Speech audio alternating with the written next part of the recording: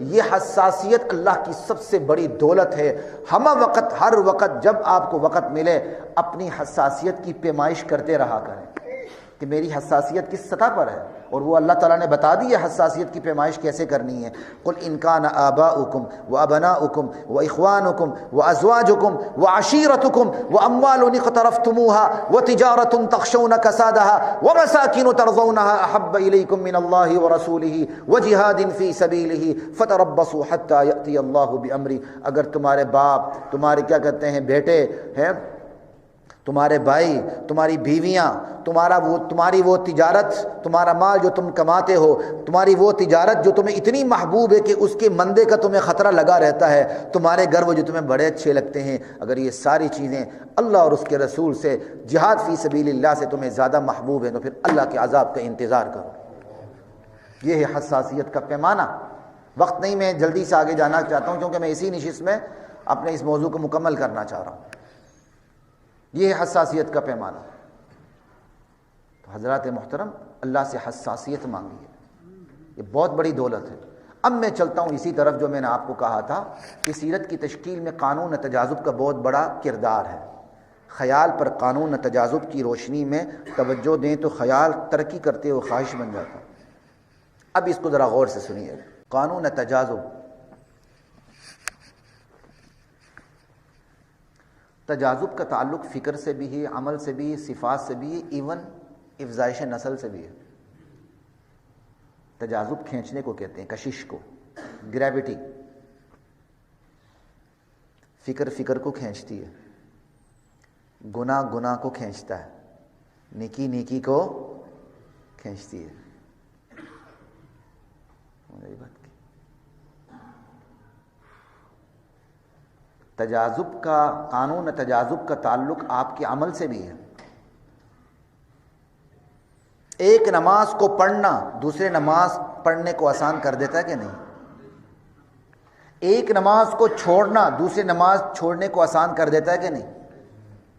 یہ کشش تو ہے۔ چھوٹا گناہ بڑے گناہ پہ پہنچاتا ہے کہ نہیں؟ یہی تو کشش ہے۔ شرابی کے پاس جاتا ہے کہ نہیں؟ نمازی کے پاس جاتا ہے کہ نہیں؟ وکیل کے پاس جاتا ہے کہ نہیں؟ یہ ساری کششیں، یہ تجاذب ہے۔ تجاذب کا تعلق فکر سے بھی، عمل سے بھی ہے۔ آپ وکیل ہیں، آپ ڈاکٹر ہیں، آپ چوکیدار ہیں، آپ جب سب سے پہلے اپنے عمل میں اترتے ہیں، سب سے پہلے انیشیل لیول پہ، وہ آپ کا اپنا کام آپ کو نامانوس نظر آتا ہے۔ آپ کا پہلا دن ہے پریکٹس کا، ڈاکٹری کا، وکالت کا، چوکیداری کا، آپ کو وہ چیز نامانوس نظر آتی ہے۔ لیکن وہ نامانوسیت آہستہ آہستہ کیا ہوتی ہے؟ مانوسیت میں بدلتی ہے۔ پھر مانوسیت آہستہ آہستہ کس میں بدلتی ہے؟ مہارت میں بدلتی ہے۔ یہ کشش ہے۔ آپ وکیل ہیں، آپ کو وکیلوں کی حمایت حاصل ہوتی ہے۔ آپ ڈاکٹر ہیں، آپ کو ڈاکٹرز کی حمایت حاصل ہوتی ہے۔ آپ چوکیدار ہیں، حکومتی چوکیداروں کی ہے بھائی، کیونکہ جو نظم و ضبط چوکیداروں میں ہے وہ کسی میں ہے، جو طاقت چوکیدار کے پاس ہے وہ کسی کے پاس نہیں ہے۔ یہ تجاذب تو ہے۔ اسی طرح تجاذب کا تعلق صفات سے بھی ہے۔ جسے جھوٹ بولنے کی عادت ہے، اس کی یہ عادت جھوٹ کو کھینچتی رہتی ہے۔ کہتے ہیں نا، ایک جھوٹ بولنے کے لیے، ایک جھوٹ کے لیے 100 جھوٹ بولنے پڑتے ہیں۔ وہ ایک جھوٹ 99 جھوٹ کو کھینچتا ہے۔ مدعی صاحب جھوٹے ہیں تو اس کا جھوٹا دعویٰ جھوٹے دلیل کو کھینچتا ہے کہ نہیں کھینچتا؟ مدعی صاحب سچے ہیں، اس کی سچی دلیل، سچا دعویٰ، سچی دلیلوں کو کھینچتا ہے کہ نہیں کھینچتا؟ پھر سچائیوں میں ربط پیدا ہو جاتا ہے۔ اسی طرح تجاذب کا تعلق افزائش نسل سے بھی ہے۔ آپ ایک بیج بوتے ہیں، وہ ایک بیج سینکڑوں بیجوں کو کھینچ کے لے آتا ہے۔ فکر کو کھینچتی، یہ نظر نہیں آتا لیکن سجائی دیتا ہے۔ بیج کو کھینچتا ہے، یہ نظر بھی آتا ہے، یہ نظر بھی آتا ہے۔ یہ ہے قانون تجاذب۔ اب خیال کو بھی دیکھ لیں۔ خیال بد بھی ہوتا ہے، خیال نیک بھی ہوتا ہے، خیال خیر بھی ہوتا ہے، خیال شر بھی ہوتا ہے۔ آپ کو صحت مندی کا خیال ہے، بیماری دور رہتی ہے۔ صحت مند ہوتے ہوئے آپ کی بیماری کا خیال ہے، بیماری چمٹ جاتی ہے۔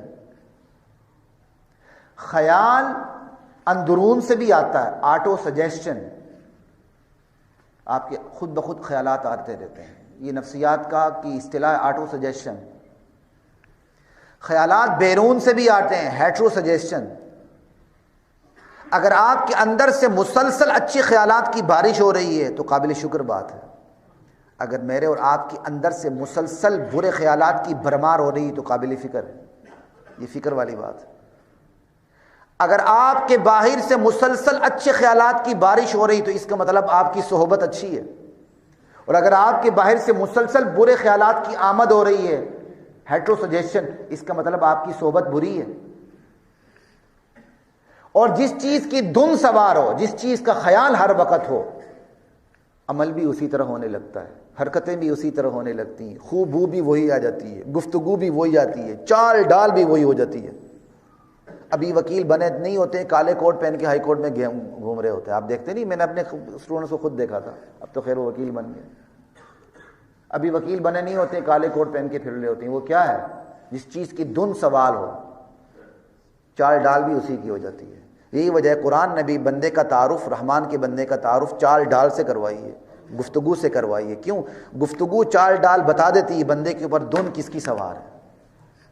خیال چھوٹی چیز نہیں ہے، خیال کو ترقی بھی دی جا سکتی ہے، خیال کو دبایا بھی جا سکتا ہے۔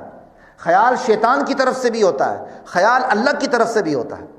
خیال شیطان ڈال سکتا ہے لیکن اسے ترقی نہیں دے سکتا، ترقی بندہ خود دیتا ہے شیطان بن کے۔ خیال اللہ ڈال دیتے ہیں، اللہ ترقی نہیں دیتے۔ اچھا خیال اللہ ڈالنے کے بعد ترقی بندے پہ چھوڑ دیتے ہیں۔ اللہ نے لوہا بنایا، مشین نہیں بنائی۔ اللہ نے درخت بنایا، کشتی نہیں بنائی۔ یہ کام اللہ نے بندے پہ چھوڑ دیے۔ اللہ نے اچھا خیال بندے کے دل میں ڈالنے کے بعد اس کو ترقی دیتے ہوئے خواہش بنانا، ارادہ بنانا، نیت بنانا، عمل بنانا، نظریہ بنانا، مقصد بنانا، مقصد زندگی بنانا، اپنا عمل بنانا، اپنی عادت بنانا، اپنی سیرت بنانا، یہ اللہ نے بندے پہ چھوڑ دیا۔ فمن شاء فلیؤمن ومن شاء فلیکفر۔